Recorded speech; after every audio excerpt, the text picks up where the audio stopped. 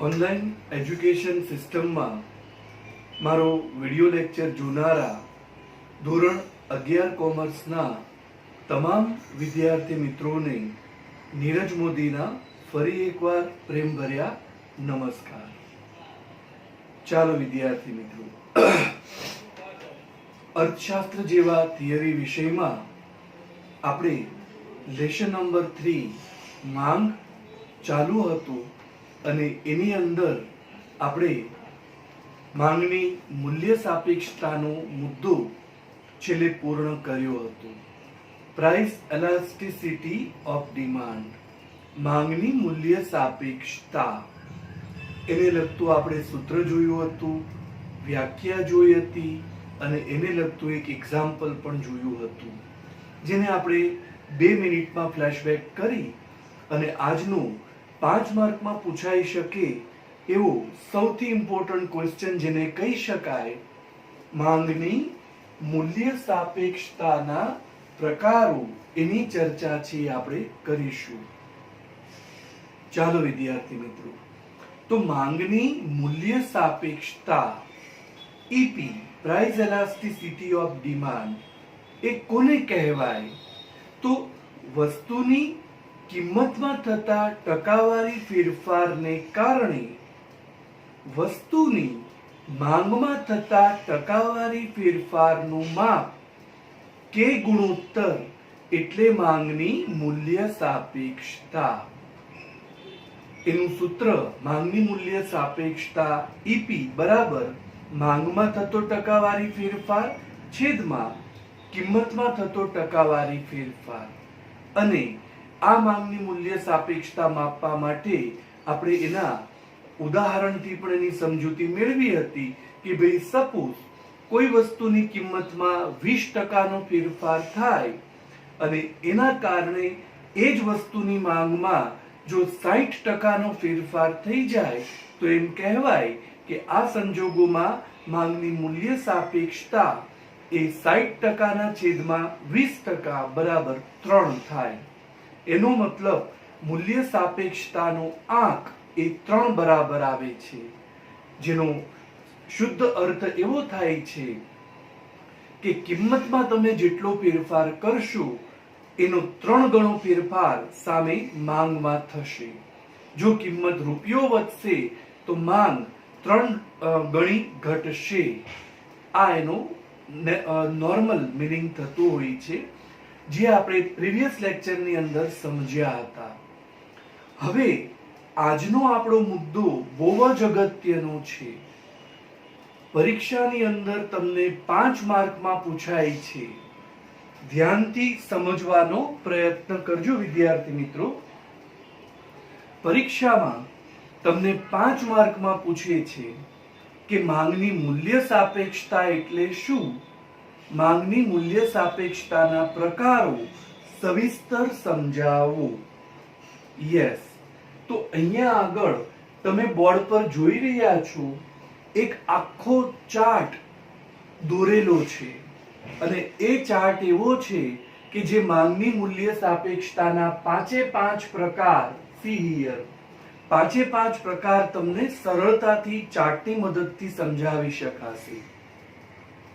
આ એવા પ્રકારનો ચાર્ટ છે વિદ્યાર્થી મિત્રો કે જે ન તો કોઈ ટેક્સ્ટ બુકમાં આપ્યો છે, ન અપેક્ષિત કે નવનીતમાં જોવા મળશે, ન અન્ય કોઈ જગ્યાએ છે, પણ એક લોજિકલ અને મેજિકલ ચાર્ટ છે. આપણા મગજમાં ચાલતા જે લોજિક છે, જે શબ્દો છે, એ વિચારોને શબ્દોનું સ્વરૂપ અહીંયા આગળ ચાર્ટમાં આપેલું છે. અને ચાર્ટ દ્વારા હું તમને 5 પ્રકાર સમજાવીશ અને સમજાવ્યા બાદ તમને લોકોને એ પણ બતાવીશ કે અગર પરીક્ષામાં પૂછે તો 5 માર્કમાં એને કેવી રીતે લખી શકાય. પણ પરીક્ષા માટે માંગની મૂલ્ય સાપેક્ષતાના પ્રકારો એ એકદમ ઇમ્પોર્ટન્ટ 5 માર્ક માટે થઈ શકે. હા, એવું બને કે કોઈ પણ પ્રકાર 1 કે 2 પ્રકાર લઈ તમને એની ટૂંકનોંધ, વ્યાખ્યા 2 કે 3 માર્કમાં બધું પૂછી શકે. પણ મારા મત પ્રમાણે એમાંથી 5 માર્કનો પ્રશ્ન પૂછે એની પોસિબિલિટી વધારેમાં વધારે છે. Most probable to ask into the 5 marks and you should be ready for all these circumstances, dear student. Is that clear? Okay. તો આ ચાર્ટ તમે તમારી પાસે રાખજો, કોઈને આપતા પણ નહીં. આ લોજિકલ અને મેજિકલ ચાર્ટ છે. તમારી સાથે ભણતા તમારા વિદ્યાર્થી મિત્રો જ્યારે આ મુદ્દા ઉપર આવશે ત્યારે એને ખૂબ અઘરું લાગશે, પણ તમને એ સાવ સહેલું લાગશે, બીકોઝ તમારી પાસે આ ચાર્ટ છે અને ચાર્ટની મદદથી it can be explain very easily, right? તો આજે જ્યારે પણ આ લેક્ચર તમારો પૂર્ણ થઈ જાય, આખું સમજાવાઈ જાય, પછી વિડિયો લેક્ચરને પોઝ કરી અને સંપૂર્ણપણે ચાર્ટ પણ તમે લખી નાખજો ખરા, કારણ કે ઘરે પરિવાર સમજવું હશે તો આ ચાર્ટ જ તમને ઉપયોગી થશે. Is that clear dear student? તો ચાલો એની એક્સપ્લેનેશન આપણે ધીમે ધીમે લેવા માટે જઈ રહ્યા છીએ. માંગની મૂલ્ય સાપેક્ષતાના પ્રકારો સમજાવતો આ ચાર્ટ અલગ અલગ 8 કોલમ તમારી સામે બનાવી છે. સૌથી પહેલું ક્રમ. આ 5 પ્રકાર છે, એ 5 પ્રકારના 5 ક્રમ છે. પછી માંગની મૂલ્ય સાપેક્ષતાના પ્રકારો. તો 5 પ્રકાર છે. આ રેડ અક્ષરમાં જે લખ્યું છે, રેડ ફોન્ટની અંદર તમે જોઈ શકો છો. આ પહેલો પ્રકાર મૂલ્ય સાપેક્ષ માંગ, આ એનું બીજું નામ કહેવાય છે ગ્રીન લેટરમાં. પછી મૂલ્ય અનપેક્ષ માંગ, આ એનું બીજું નામ. સપ્રમાણ મૂલ્ય સાપેક્ષ માંગ, એનું બીજું નામ. સંપૂર્ણ મૂલ્ય સાપેક્ષ માંગ, એનું બીજું નામ. અને સંપૂર્ણ મૂલ્ય અનપેક્ષ માંગ, એનું બીજું નામ. આ 5 પ્રકાર છે. કોઈ પણ સ્વરૂપે જ્યારે બજારમાં માંગ પ્રવર્તે ત્યારે 5 માંથી કોઈ એક પ્રકારમાં એ આવતી હોય છે, અને એની જ ચર્ચા આપણે અહીંયા આગળ ડિટેલમાં કરવાની છે. તો 5 પ્રકારને સમજાવતી વસ્તુ તમારી સામે એક ધારેલા કાલ્પનિક આંકડાકીય ઉદાહરણથી પ્રેઝન્ટ થશે. તો આ તમારું સેકન્ડ કોલમ હતું, માંગની મૂલ્ય સાપેક્ષતાના પ્રકારો. પછી શરત. ઓકે, તમને હમણાં બતાવું. કિંમતમાં થતો ટકાવારી ફેરફાર. વસ્તુની કિંમતમાં થતો ટકાવારી ફેરફાર, વસ્તુની માંગમાં થતો ટકાવારી ફેરફાર અને માંગના છેદમાં કિંમત એટલે કે મૂલ્ય સાપેક્ષતાનું સૂત્ર. તો કે આ કોલમના છેદમાં આ કોલમ, એટલે સૂત્ર મૂકતા તમને એનો અહીંયા આંક મળશે અને એ સમજાવતી નાની આકૃતિ તમારી સામે આવશે. તો આ માંગની મૂલ્ય સાપેક્ષતાના પ્રકારો સમજવા માટે ટેક્સ્ટબુકમાં આપેલા તમારા અઢી પેજ 2.5 પેજ એ તમારા આખા જ આ ચાર્ટમાં કવર અપ થઈ જશે. જો આ ચાર્ટ બરાબર સમજાઈ જાય તો એ અઢી પેજમાંથી એક શબ્દ પણ વાંચવાની જરૂર નથી, એ હું તમને ગેરંટી આપી શકું છું. અને ચાર્ટ સમજાવવા પછી એને કેવી રીતે લખી શકાય પરીક્ષામાં એને પણ તમને સમજાવીશ. Okay, so dear student, let us focus and concentrate on yourself here, right dear student? સૌથી પહેલી આપણે ચર્ચા કરવા માટે જઈ રહ્યા છીએ માંગની મૂલ્ય સાપેક્ષતાના પ્રકાર પૈકી પહેલો પ્રકાર મૂલ્ય સાપેક્ષ માંગ. મૂલ્ય સાપેક્ષ માંગ. તો મૂલ્ય સાપેક્ષ માંગ, કોઈ પણ વસ્તુની માંગ એ મૂલ્ય સાપેક્ષ ક્યારે હોઈ શકે? તો એની શરત શું? એનું મૂલ્ય કેટલું આવવું જોઈએ? તો એની શરત જ એ છે કે એનું મૂલ્ય છે એ ગ્રેટર ધેન 1 આવવું જોઈએ. ગ્રેટર ધેન 1 એટલે 1 થી વધુ. Greater than 1. અને એટલા માટે જેનું બીજું નામ એકમથી, એકમ એટલે એક, અર્થશાસ્ત્રની પરિભાષામાં એકને એકમ કહેવાય. એકમથી એટલે કે 1 થી વધુ મૂલ્ય સાપેક્ષ માંગ. હવે એને સમજવા માટે આપણે એક નાના એવા કાલ્પનિક આંકડાઓ છે લઈએ. સપોઝ કોઈ પણ ચીજ વસ્તુ આપણે ધારી લઈએ, એનીથિંગ, રાઈટ? આજે કોઈ પણ વસ્તુ છે એની કિંમતમાં થતો ટકાવારી ફેરફાર, ધારો કે કોઈ વસ્તુ છે એની કિંમતમાં 20% ફેરફાર લખીએ એટલે વધારો ઘટાડો બંને ગણાય છે. આપણે એવું વિચારીએ કે કોઈ વસ્તુની કિંમતમાં એ 20% ફેરફાર થાય છે. 20% ફેરફાર. મનમાં વિચારવાનું કે વધારો થતો હોય તો સામે માંગ ઘટે અને ઘટાડો થતો હોય તો માંગ વધે. પણ આપણે ફેરફાર શબ્દ બોલીએ એટલે બે બાજુ ચાલે. કે જો કોઈ વસ્તુની કિંમતમાં 20% ફેરફાર થાય છે તો એની સામે એ જ વસ્તુની માંગમાં પરિવર્તન તો આવવાનું. તો ધારીએ કે એના કારણે એ વસ્તુની માંગમાં થતો ટકાવારી ફેરફાર એ 40% આવે છે. સપોઝ કોઈ વસ્તુની કિંમતમાં 20% વધારો થાય તો એની સામે એ જ વસ્તુની માંગમાં 40% ઘટાડો થાય છે. તમને પણ ખબર છે કે કિંમત અને માંગ વચ્ચે કેવો સંબંધ છે? વ્યસ્ત. કોના જેવો? સાસુ વહુ જેવો. ઊભું ન બને. એક રસોડામાં બે જણા હારે લગભગ કામ ન કરી શકે અને કરવા જો ઈ કરતા જોવા મળે તો એવું ભાગ્યે જ તમને કોઈ ઘર દેખાશે. તો કિંમત અને માંગ વચ્ચે એવો સાસુ વહુ જેવો વ્યસ્ત સંબંધ છે. જેમ વસ્તુની કિંમતમાં વધારો થાય એમ એની સામે એ જ વસ્તુની માંગમાં ઘટાડો થવાનો. પણ ચાલો આપણે સાસુ વહુમાં મતલબ કે વધારા ઘટાડામાં ના પાડીએ, એની બદલે ફેરફાર શબ્દ બોલીએ.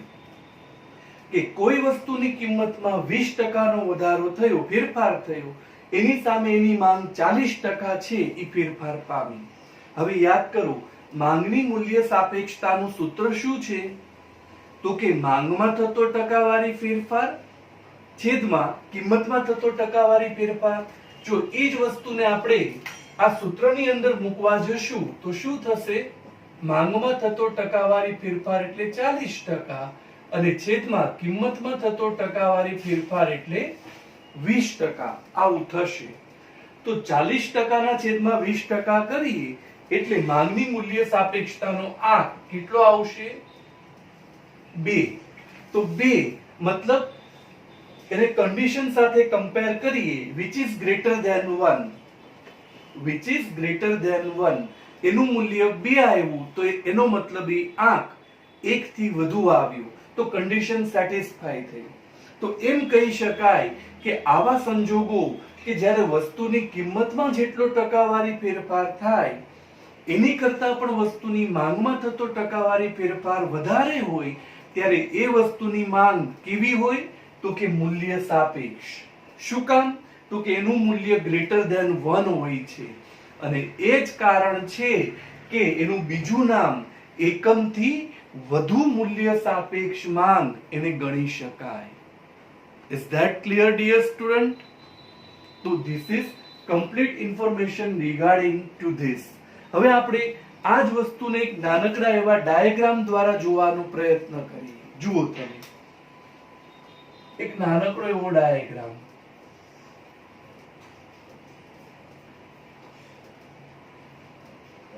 અહીંયા આપણે કિંમત કહીએ છીએ અને x અક્ષ ઉપર અને અહીંયા આગળ x અક્ષ ઉપર આપણે માંગ કહીએ છીએ. હવે સપોઝ આપણે સેન્ટર પકડીને ચાલીએ કે ભાઈ જ્યારે વસ્તુની કિંમત સેન્ટરમાં અહીંયા હતી ત્યારે વસ્તુની માંગ પણ સેન્ટરમાં એની જેટલી જ હતી, c. This way. હવે તમે જોજો, હું આ ઇફેક્ટ મૂકી રહ્યો છું. આ કોમન પોઝિશન કે કિંમત જેટલી સેન્ટરમાં હતી ત્યારે માંગ પણ એટલી જ હતી, સપ્રમાણ. હવે હું કિંમતમાં આ 20% નો ફેરફાર કરું છું, c. ધ્યાનથી જોજો, કિંમત હું 20% વધારું છું અહીંયા આગળ, c here. આટલો ડિફરન્સ તમે જે જોઈ રહ્યા છો આ 20% છે, કિંમત વધારી તો તમે વિચારો માંગ શું થશે? સંકોચાશે, અંદર આવશે. માંગ એટલી હતી, હવે સંકોચાય. કેટલી? તો કે 40%. તો જેટલું અહીંયા આગળ કિંમત વધારી એનું ડબલ ઘટશે? તો કે હા. તો કે ડબલ એટલે કેટલું? તો કે આટલું સિંગલ અને આટલું ડબલ. તો અહીંયા સુધી આવી જશે. એનો મતલબ શું થશે? સી હિયર એક ગ્રાફ છે, કેવો બનશે? See this way. અગર તમે કિંમત આ તમે જુઓ, જે એરો તમને હું બતાવી રહ્યો છું, આ એરો, આ કિંમત 20% વધારી, સી અપ કરી, માર્જિન જુઓ, કિંમત 20% વધારી તો માંગ પોતાની મૂળ જગ્યાએથી ડબલ, આનાથી ડબલ અંતર, સી હિયર, માંગ આટલી માંગ છે એ કેટલી, તો કે આટલી બધી સંકોચાઈ જશે, ડબલ જેટલી, C. Understand that exactly what I want to explain? કે અગર વસ્તુની કિંમતમાં 20% નો ફેરફાર થાય તો એની સામે એની માંગમાં સંજોગો પ્રમાણે, ઉદાહરણ પ્રમાણે ડબલ થી વધુ ફેરફાર થાય છે. 40% માંગ સંકોચાઈ જાય છે તો આ 20% નું અંતર, એની સામે માંગ છે 40% છે, ઘટે છે. તો આવો એનો એક નાનો એવો ડાયાગ્રામ છે, એ આપણે દર્શાવી શકીએ અને એવું લખી પણ શકીએ કે અગર આ 20% વધ્યું છે તો એની સામે આ 40% એ ઘટ્યું છે. See here.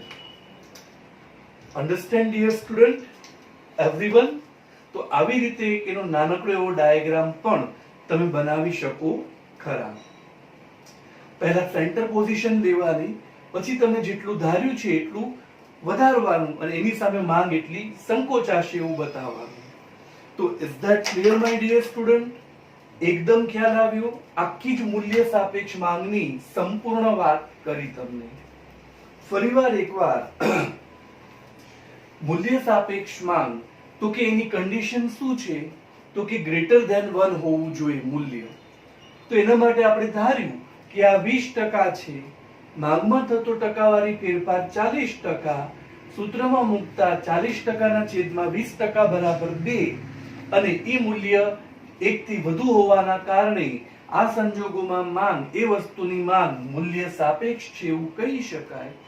એ દર્શાવતો ડાયાગ્રામ પણ તમારી સામે મૂક્યો. હવે વિચાર એવો આવે કે માનો કે સર આપણે આ વસ્તુની, માનો કે વ્યાખ્યા પૂછે છે આપણને, કોઈ વ્યક્તિ એમ પૂછે કે મૂલ્ય સાપેક્ષ માંગ એટલે શું, અથવા તો આપણને એમ પૂછે કે કોઈ પણ વસ્તુની માંગ એ મૂલ્ય સાપેક્ષ ક્યારે હોઈ શકે, તો ઈ સંજોગોમાં આપણે શું વ્યાખ્યા લખી શકીએ? તો જો આ વ્યાખ્યાનો મુદ્દો આપણે શું લખી શકીએ? તો આ બેને કમ્પેર કરવાનું, આ બેની વચ્ચે શું મૂકવાનું છે? કરતા, અને આને શું બતાવવાનું? વધારે. તો વ્યાખ્યા એવી થઈ શકે કે વસ્તુની કિંમતમાં થતા ટકાવારી ફેરફાર કરતા વસ્તુની માંગમાં થતો ટકાવારી ફેરફાર વધારે હોય ત્યારે તે વસ્તુની માંગ મૂલ્ય સાપેક્ષ માંગ છે તેમ કહી શકાય. આ એની વ્યાખ્યા. Is that clear, dear student? વસ્તુની કિંમતમાં થતા ટકાવારી ફેરફાર કરતા વસ્તુની માંગમાં થતો ટકાવારી ફેરફાર વધારે હોય ત્યારે તે વસ્તુની માંગ મૂલ્ય સાપેક્ષ છે તેમ કહેવાય. પછી એની અંદર બીજું વધારે શું લખવું હોય તો લખી શકાય, તો કે એનું બીજું નામ. તો કે આ મૂલ્ય સાપેક્ષ માંગનું બીજું નામ શું છે? તો કે એકમથી વધુ મૂલ્ય સાપેક્ષ માંગ. મૂલ્ય સાપેક્ષ માંગનું બીજું નામ એ એકમથી વધુ મૂલ્ય સાપેક્ષ માંગ છે. પછી ત્રીજો મુદ્દો આપણે શું આપી શકીએ? તો કે એનું મૂલ્ય અથવા તો શરત, કે મૂલ્ય સાપેક્ષ માંગનું મૂલ્ય હંમેશા 1 થી વધુ હોય છે. It is always greater than 1. ત્યારબાદ તમે એનું આવું ઉદાહરણ લઈ શકો, જે આપણે લીધું છે ઉદાહરણ, જેમ કે કોઈ એક વસ્તુની કિંમતમાં થતો ટકાવારી ફેરફાર 20% છે, જ્યારે એ જ વસ્તુની માંગમાં થતો ટકાવારી ફેરફાર 40% હોય તો માંગની મૂલ્ય સાપેક્ષતા નીચે મુજબ માપી શકાય. એમ કરી સૂત્ર મૂકી 40% ના છેદમાં 20% બરાબર 2, કે જેના પરથી કહી શકાય કે એનું મૂલ્ય ગ્રેટર ધેન 1 આવ્યું હોવાના લીધે એ માંગ મૂલ્ય સાપેક્ષ માંગ છે એવું કહેવાય. અને છેલ્લે તમારી સામે દર્શાવેલી છે આ આકૃતિ, એ આકૃતિ પણ આપણે પ્રેઝન્ટ છે કરી શકીએ. C here. તો માય ડિયર સ્ટુડન્ટ, એકવાર તમે ધ્યાનથી સમજવાનો પ્રયત્ન કરો. માનો કે પરીક્ષામાં 5 માર્કની અંદર સવાલ તમને પૂછ્યો કે માંગની મૂલ્ય સાપેક્ષતાના પ્રકારો સવિસ્તર સમજાવો, તો 5 પ્રકારના એક માર્ક હોય. પણ એ હકીકત છે કે અગર 5 માર્કમાં પૂછે તો આખો ચાર્ટ તમે લખી શકતા નથી. ચાર્ટ એ આપણા મગજમાં સમજવા માટે છે, એ લોજિકલ મેજિકલ છે, અને એ આપણે ઈઝી આપણા કન્ટેન્ટને વધારે ઈઝી બનાવવા માટે છે. પણ જવાબમાં તમે ચાર્ટ નથી લખી શકતા, પણ ચાર્ટની અંદર આપણે જે વસ્તુ કરીએ છીએ એ જ વસ્તુને આપણે શબ્દોમાં કન્વર્ટ કરી દેવાનું. અને આ મેં તમને લખવા માટેની પદ્ધતિ આપી છે કે દરેક પ્રકારને ટાઇટલ બનાવો, પછી ટાઇટલની અંદર આટલી વસ્તુ વિચારવાની અને એ લખતા જવાની, પેરેગ્રાફ પાડતા પાડતા. સમજાણું બરાબર કે નહીં? માનો કે હું તે જવાબ લખું છું, એમાં મેં લખ્યું પહેલું મૂલ્ય સાપેક્ષ માંગ. હવે મારે એની અંડરમાં લખવું છે તો મારે આ 5 મુદ્દા વિચારવાના. હું કેમ લખીશ? તો કે પેલા વ્યાખ્યા, તો વસ્તુની કિંમતમાં થતા ટકાવારી ફેરફાર કરતા વસ્તુની માંગમાં થતો ટકાવારી ફેરફાર વધારે હોય ત્યારે તે વસ્તુની માંગ મૂલ્ય સાપેક્ષ છે તેવું કહી શકાય. પછી પેરેગ્રાફ પાડીને આ મૂલ્ય સાપેક્ષ માંગનું બીજું નામ એકમથી વધુ મૂલ્ય સાપેક્ષ માંગ છે અને તેનું મૂલ્ય હંમેશા ગ્રેટર ધેન 1 હોય છે. એટલે આ બંને વસ્તુ કવર થઈ ગઈ, બીજું નામ અને મૂલ્ય. પછી પેરેગ્રાફ, ઉદાહરણ લખવાનું કે ધારો કે વસ્તુની કિંમતમાં થતો ટકાવારી ફેરફાર 20% છે, એની સામે વસ્તુની માંગમાં થતો ટકાવારી ફેરફાર 40% હોય, તો આ સંજોગોમાં માંગની મૂલ્ય સાપેક્ષતા નીચે મુજબ મળે. એમ કરીને 2 લાવવાની, સૂત્ર મૂકીને 40/20 બરાબર 2, અને પછી આ આકૃતિ દોરી દેવાની. Everything is been covered. This is a way why I can say like that this is a logical and a magical chart. આ ચાર્ટ ન તો કોઈ અપેક્ષિતમાં, ન તો કોઈ નવનીતમાં, ન તો કોઈ અન્ય જગ્યાએ આપેલો છે, પણ આ પ્રકારના પ્રશ્નોને સમજાવવા માટે આપણા મગજમાં ચાલતા જે વિચારો છે એને શબ્દોનું સ્વરૂપ આપેલું છે, અને માત્ર તમારા માટે કે જેથી કરીને આ ખૂબ ઈઝી છે બની જાય. Is that clear my dear student? Okay, તો જ્યારે પણ મારો આ લેક્ચર પૂર્ણ થઈ જાય ત્યારે આખો ચાર્ટ તમારે લખી નાખવાનો એ સમજવા માટે, અને ત્યારબાદ આખો પ્રશ્ન તમારે આ મેનરમાં જે હમણાં સમજાયું એ મેનરમાં લખવાનું છે. એવી રીતે દરેક પ્રકારને સમજાવી શકાય. Okay fine. હવે આપણે બીજું જોઈ રહ્યા છીએ મૂલ્ય અનપેક્ષ માંગ. આનાથી ઓપોઝ થાય. આનું મૂલ્ય ગ્રેટર ધેન 1 છે, તો સ્વાભાવિક છે કે આપણે જે હવે સમજવા જઈ રહ્યા છીએ એનું મૂલ્ય જે છે એ શું થવાનું, એની કન્ડિશન શું છે? તો કે લેસ ધેન 1. એકમથી ઓછી મૂલ્ય સાપેક્ષ માંગ. કમ્પેર કરી શકો એટલા માટે આપણે એવું લખીએ, કિંમતમાં થતો ટકાવારી ફેરફાર 20% જ રાખીએ, રાઈટ? પણ એની સામે એની માંગમાં થતો ટકાવારી ફેરફાર ઘટાડી દઈએ. કેટલો રાખશું? માનો કે 10%. અહીંયા આનાથી વધારે હતો, અહીંયા આનાથી ઓછો છે, તો સૂત્રમાં મૂકીએ તો 10% ના છેદમાં 20% થશે, ઇઝ ઇક્વલ ટુ એનું મૂલ્ય શું થાય? 0.5. It means which is less than 1. તો એની માંગ એ કેવી થશે? એની માંગ કેવી ગણા? આ સંજોગોમાં એ વસ્તુની માંગ છે કેવી ગણાશે મિત્રો? મૂલ્ય અનપેક્ષ માંગ છે ઈ ગણી શકાશે. Is that clear dear student? Fine. હવે આ જ વસ્તુને તમારે ઓલા આંકડામાં જવું હોય તો શું કરવાનું? શબ્દોમાં જવું હોય તો ચલો તમે જ તમને સમજાવો. આપણે ટાઇટલ બનાવ્યું કે મૂલ્ય અનપેક્ષ માંગ. સી હિયર, મૂલ્ય અનપેક્ષ માંગ એવું ટાઇટલ બનાવ્યું. તો સૌથી પહેલા શું વિચારવાનું? વ્યાખ્યા. તો વ્યાખ્યા આ બેની વચ્ચે મૂકવાનું કરતા અને આને ઓછું બતાવવાનું. અહીંયા વધારે બતાવ્યું હતું, અહીંયા ઓછું.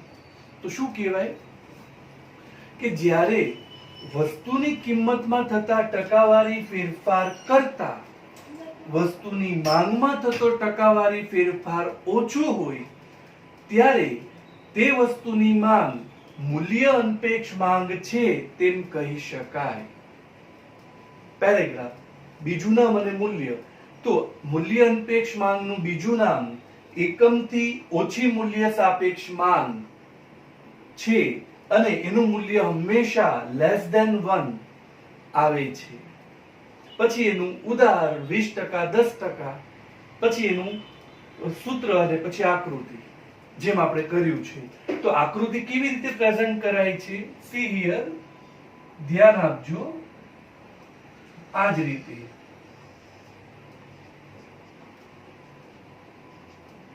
અહીંયા આગળ કિંમત છે, અહીંયા માંગ છે. ઓકે, અને આ એનો સેન્ટર પર આટલી કિંમત હતી ત્યારે માંગ આ સેન્ટરમાં આટલી જ હતી. પહેલા આપણે કોર્નર છે પકડી લઈએ છીએ કે જેટલી કિંમત હતી ત્યારે માંગ એટલી હતી. હવે તમે જુઓ, કિંમતમાં આપણે શું કરી રહ્યા છીએ? તો કે 20% નો વધારો. આની જેમ જ અહીંયા જેમ 20% વધી હતી એમ કિંમત આપણે અહીંયા સેમ 20% વધારી, ઉપર લઈ ગયા. તો what is the effect on demand? It will come down. એ ઘટશે, પણ કેટલા ટકા? 10%. તો કે આટલું 20% નું અંતર હોય તો એની સામે અડધું જ તે આટલું જ અંતર ખાલી, અહીંથી આટલું જ અંતર ખાલી નીચે આવશે. સી, તો આ જે ચાર્ટ બનશે એ શું બનશે? મૂલ્ય અનપેક્ષ માંગનો ચાર્ટ બનશે કે કિંમત તમે કેટલી વધારી હતી? 20%, પણ એની સામે માંગ સંકોચાણી માત્ર કેટલા ટકા? 10%. Is that clear, dear student? આ બંનેને તમે મેઝર કરો એટલે ખબર પડે કે કિંમતમાં 20% નો તે ફેરફાર કર્યો જુઓ બંનેમાં, પણ આમાં માંગ જેટલી વધારી હતી કિંમત એનાથી ડબલ ઘટી અને આમાં એનાથી અડધી જ ઘટી. તો આ મૂલ્ય સાપેક્ષ માંગ છે, આ મૂલ્ય અનપેક્ષ માંગ છે. Is that clear, dear student? આવી રીતે તમે એને પ્રેઝન્ટ છે કરી શકો છો. ટેક્સ્ટ બુક માંથી તમે જો વાંચતા હો તો માંગની મૂલ્ય સાપેક્ષતાના પ્રકારો એ તમામ પ્રકારોના ક્રમ કદાચ આડાઅવળા છે, પણ કાંઈ વાંધો નહીં. આ સ્ટાન્ડર્ડ ક્રમ છે.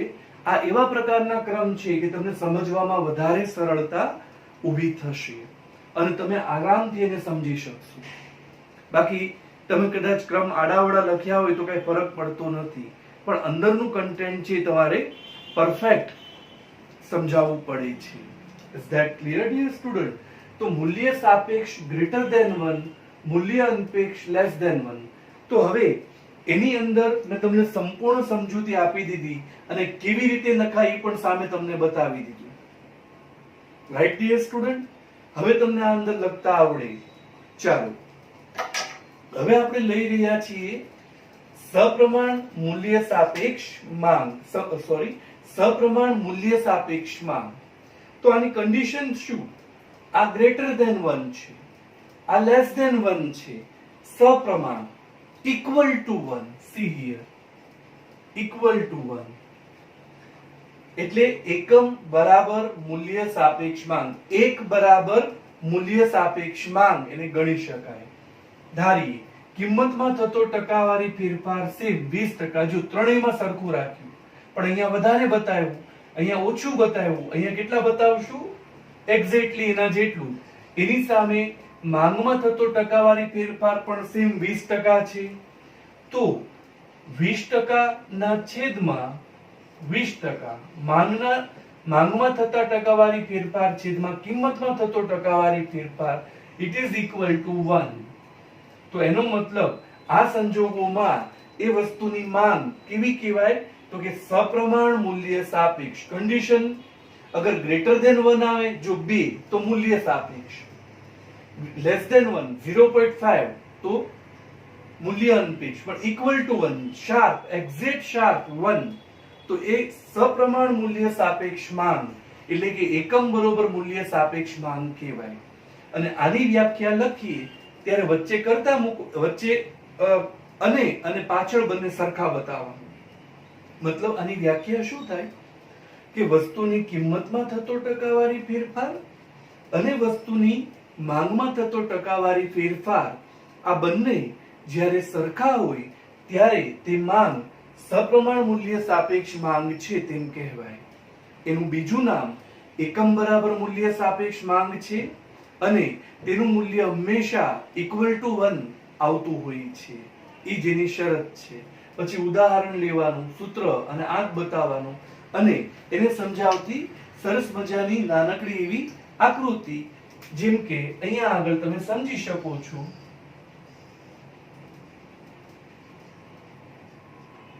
આ માંગ છે, આ કિંમત છે, આ આટલી કિંમતે માંગ સ્થિર છે, એટલી કોમન જે આપણે બધામાં ધાર્યું છે. હવે આપણે કિંમતમાં થોડો ફેરફાર કરવાનો છે, જેમ કે બધામાં કર્યો. અહીંયા 20% વધારી, અહીંયા 20% વધારી, અહીંયા પણ આપણે એ રીતે 20% વધારીએ છીએ. પણ એની સામે એ વસ્તુની માંગ પણ 20% ઘટશે. જેટલી વધી સેમ એટલી જ ઘટશે. હિયર સી, તો તમે જુઓ,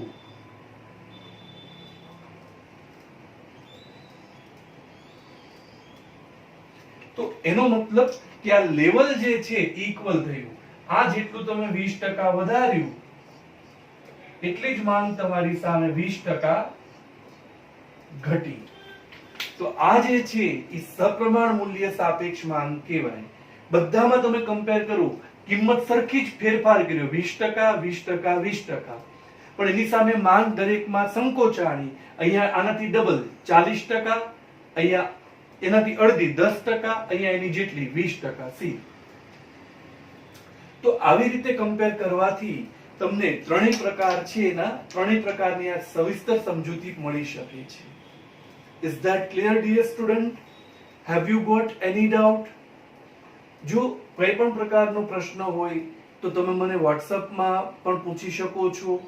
જરૂર પડે તો ફોન કરીને પણ પૂછી શકો છો, યા તમારા કોમેન્ટ બોક્સની અંદર પણ તમે સમજાવી શકો છો.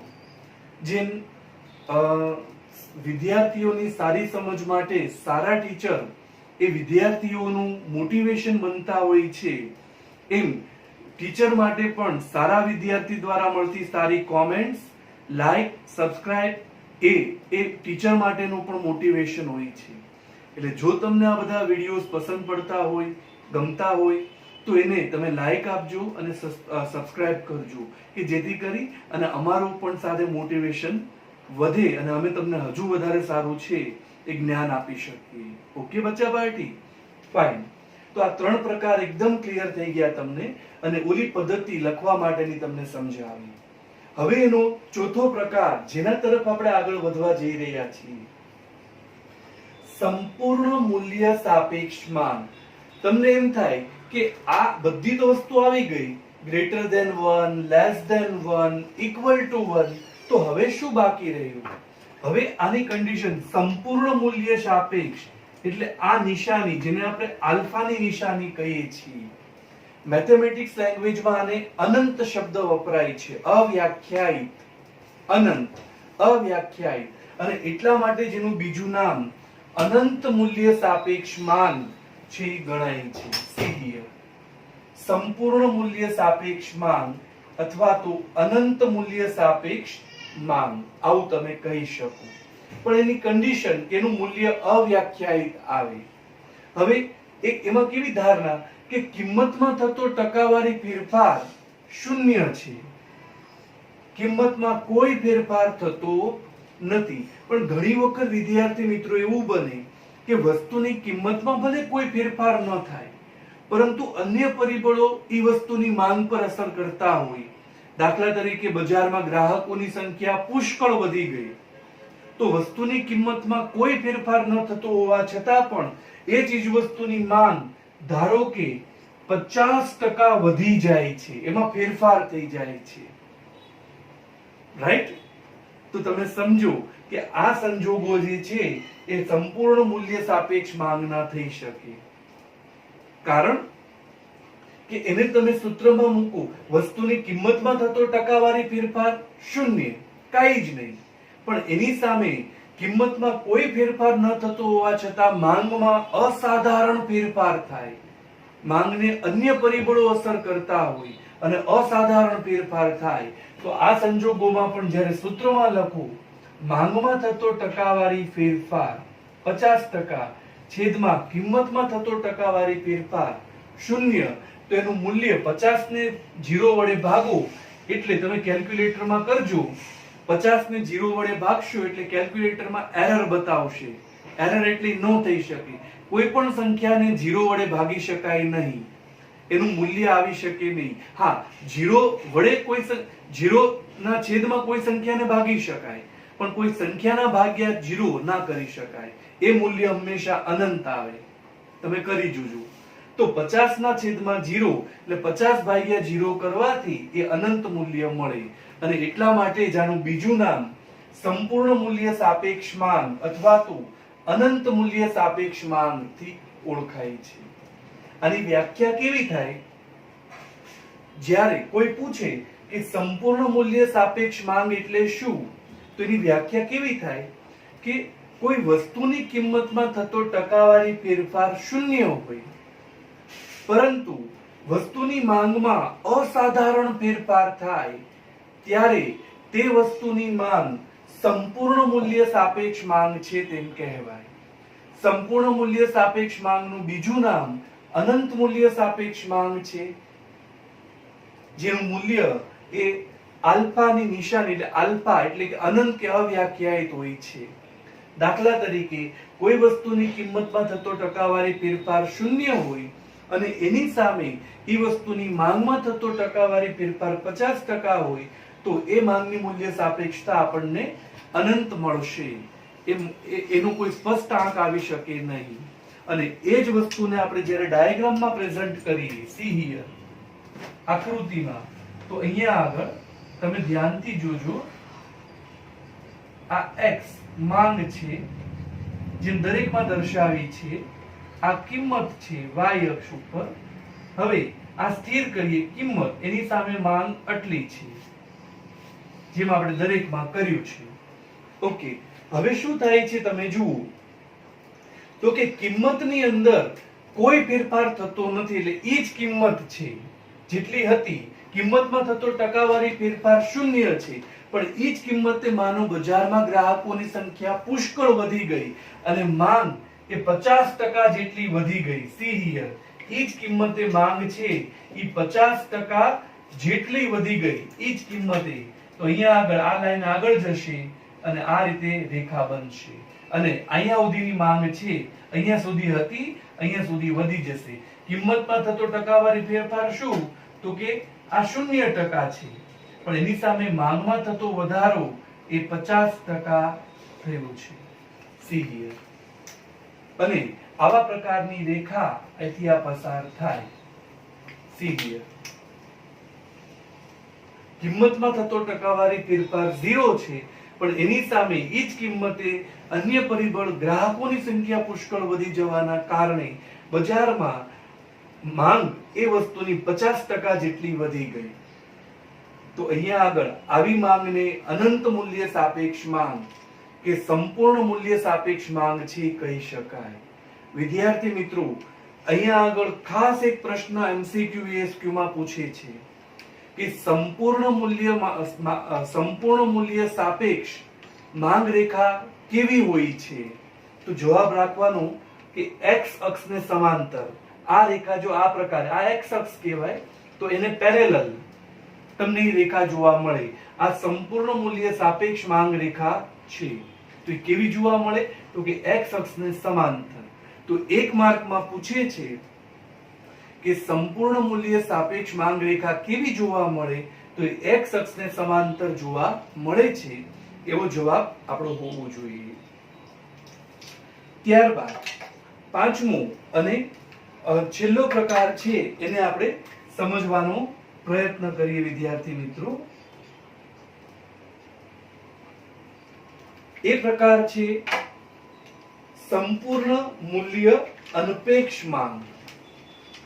કોઈ પણ વસ્તુ જ્યારે માંગ છે, કાં તો એનું મૂલ્ય ગ્રેટર ધેન 1 હોય, કાં તો લેસ ધેન 1 હોય, કાં તો ઇક્વલ ટુ 1 હોય, કાં તો અનંત આવે, અને છેલ્લી શક્યતા એનું નામ જ છે શૂન્ય મૂલ્ય સાપેક્ષ માંગ કન્ડિશન.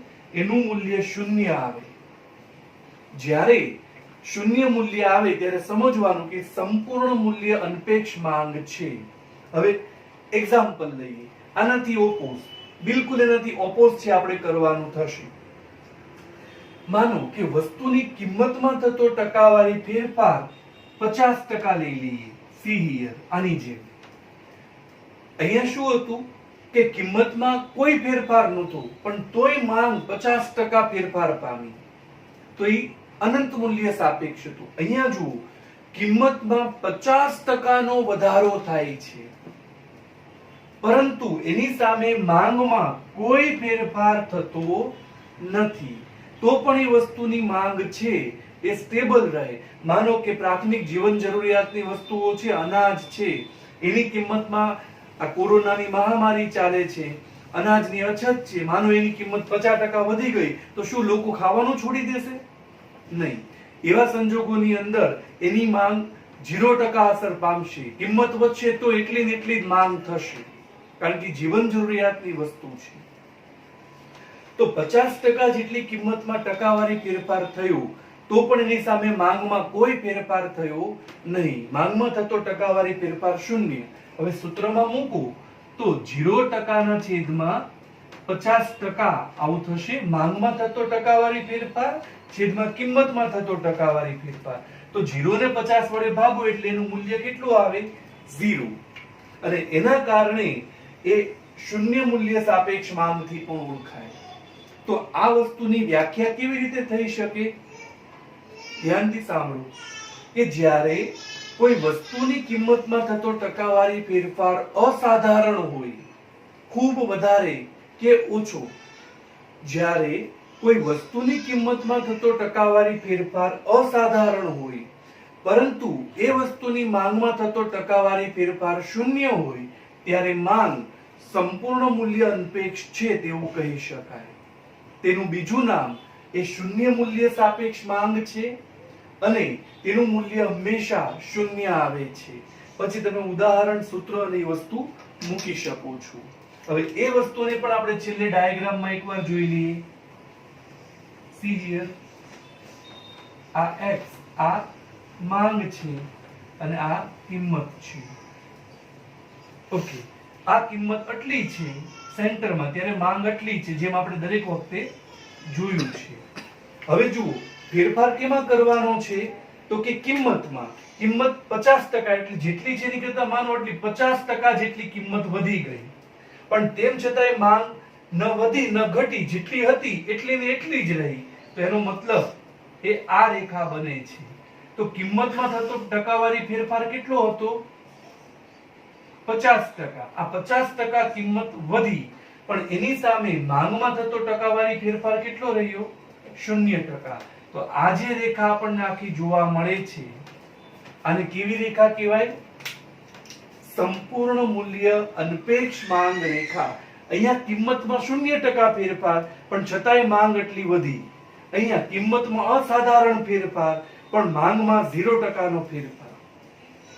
તો વિદ્યાર્થી મિત્રો, અહીંયા એ પ્રશ્ન પૂછે છે કે સંપૂર્ણ મૂલ્ય અનપેક્ષ માંગ રેખા કેવી જોવા મળે? તો તમે બરાબર સમજી શકો કે સંપૂર્ણ મૂલ્ય અનપેક્ષ માંગ રેખા y અક્ષને સમાંતર. આ ખરેખર જુઓ તો આ x અક્ષ હતું અને અહીંયા y અક્ષ છે. તો y અક્ષ છે એને પેરેલલ, આ y અક્ષને સમાંતર કહેવાય. અહીંયા x અક્ષ હતું તો આ x અક્ષને સમાંતર, આ y અક્ષ તો આ y અક્ષને સમાંતર ગણી શકાય. એટલે ચોથો પ્રકાર, સંપૂર્ણ મૂલ્ય સાપેક્ષ માંગ રેખા કેવી જોવા મળે? તો કે x અક્ષને સમાંતર. અને સંપૂર્ણ મૂલ્ય અનપેક્ષ માંગ રેખા કેવી જોવા મળે? તો કે y અક્ષને સમાંતર. Is that clear my dear student? તમારી સામે આખો જ આ ચાર્ટ એકદમ નીટ એન્ડ ક્લીન, ક્લિયર સમજાવ્યો છે. ફરીવાર એકવાર પરીક્ષામાં માંગની મૂલ્ય સાપેક્ષતાના પ્રકારો તમને 5 માર્કમાં પૂછી શકે, અને 5 માર્કમાં 5 પ્રકાર લખવાના 1 માર્ક હોય છે. પણ એ હકીકત છે કે આ આખો ચાર્ટ જે તમે દોર્યો છે, ચાર્ટ તમે ત્યાં દોરીને બતાવી શકો નહીં. એ આપણા મગજમાં રાખવાનું, આપણા મગજમાં વિચારવાનું, પણ એને શબ્દોના સ્વરૂપમાં કન્વર્ટ કરવાનું. તો એને કેવી રીતે બતાવવાનું? તો દરેક માંગના જે પ્રકારો છે, 5 પ્રકાર, એને ટાઇટલ બનાવવાના અને ટાઇટલ બનાવીને દરેક વિશે આ 5 મુદ્દા વિચારવાના. વ્યાખ્યા, પહેલા પેરેગ્રાફમાં વ્યાખ્યા લખો, બીજા પેરેગ્રાફમાં દરેકનું બીજું નામ અને એનું મૂલ્ય લખો, ત્રીજા પેરેગ્રાફમાં ઉદાહરણ બતાવો અને ચોથા પેરેગ્રાફમાં આકૃતિ બનાવો. એવું પાંચેયમાં કરવાનું છે. આ ચાર્ટ તમારે બધા જ પ્રકારને સમજવા માટે ઉપયોગી થશે. Is that clear dear student? તો જ્યારે પણ તમે આ ચાર્ટ જોશો તો તમારે ટેક્સ્ટ બુકમાં આપેલા 2.5 પેજનો પ્રશ્ન એ તમારો આ ચાર્ટમાં કવર અપ થઈ જાય છે. અને માંગની મૂલ્ય સાપેક્ષતાના 5 પ્રકારો ખૂબ ડિટેલમાં આ ચાર્ટની મદદથી આપણે સમજી શક્યા છીએ. Is that clear my dear student? આમાંથી નાના નાના પણ કેટલા બધા સવાલ પૂછે. આ જેટલા માનો કે 5 મુદ્દા બનાવ્યા છે તો એક માંગના મૂલ્ય સાપેક્ષ માંગ છે તો એ 5 મુદ્દા એના છે, 5 પ્રકાર છે તો 5 5 25 એટલે એક માર્કના 25 સવાલ છે આ થઈ શકે એમાંથી પૂછવું હોય તો. અને we should be ready for all the circumstances. કોઈ પણ રીતે તમને એ વસ્તુ છે એ પૂછી શકે ખરા. Is that clear my dear student? તો આજના લેક્ચરમાં આપણે માંગની મૂલ્ય સાપેક્ષતાના પ્રકારોનો 5 માર્કનો ખૂબ અગત્યનો સવાલ છે એ ભણ્યા છીએ. મારી દરેક વિદ્યાર્થી મિત્રોને રિક્વેસ્ટ છે કે તમે લોકો જે ઇકોનોમિક્સની પણ ફેરબુક બનાવી રહ્યા છો એ ઇકોનોમિક્સની ફેરબુકની અંદર આ આખો ચાર્ટ છે પહેલા લખી નાખજો અને ચાર્ટ લખ્યા પછી એને બરાબર સમજી લેજો. અને પછી તમારું હોમવર્ક એ છે કે માંગની મૂલ્ય સાપેક્ષતાના પ્રકારો એ સવિસ્તર સમજાવો. તો 5 પ્રકારને શબ્દોમાં ટાઇટલ બનાવીને દરેકને વર્ણવવાના છે. આ ચાર્ટ તમારે હોમવર્કમાં નથી લખવાનો, પણ ચાર્ટ તમારા સમજણ માટે ફરીવાર તમને ઉપયોગી થાય એટલા માટે લખવાનો છે. અને માંગની મૂલ્ય સાપેક્ષતાના પ્રકારો સવિસ્તર સમજાવો તો મેં સમજાવ્યું એ પ્રમાણે ટાઇટલ બાંધીને દરેકમાં આટલું લખાણ એ 5 માર્કમાં તમારે ફેરબુકમાં લખી નાખવાનો છે. અને એના ફોટા પાડી પીડીએફ ફાઇલ બનાવી સૂચવ્યા છે એ પ્રમાણે તમારે મને સબમિટ કરવાનું છે. So this is been a most important question with reference to the examination. Is that clear my dear student? Right. So today we should keep this, till this day, and next one will continue with the same manner. Right dear student? હું જ્યારે અહીંથી હટું છું ત્યારે video તમારી સામે છે, એને સામે રાખી અને આખો ચાર્ટ તમે ધ્યાનથી લખી નાખજો. Okay? So we should keep stop till this day. Okay, and have a nice day to all Bacha party.